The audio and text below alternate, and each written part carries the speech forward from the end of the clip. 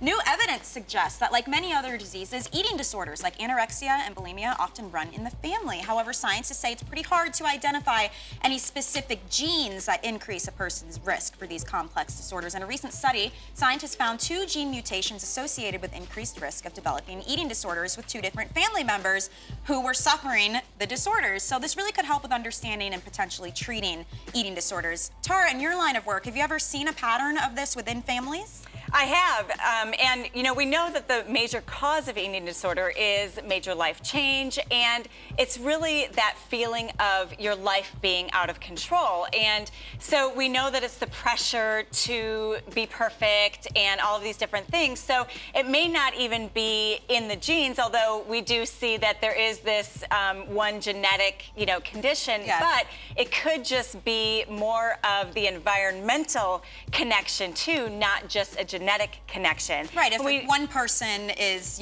nervous all the time and needs to have control, sure, that'll pass on.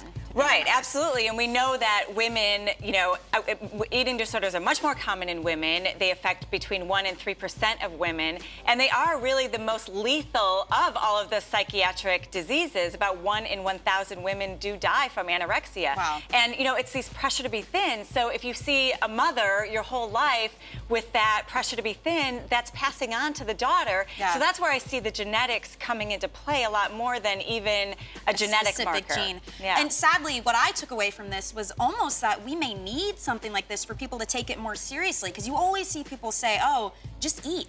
But they don't realize this is a clinical problem, right? It's a very complex matter, absolutely. All right, thanks, Tara.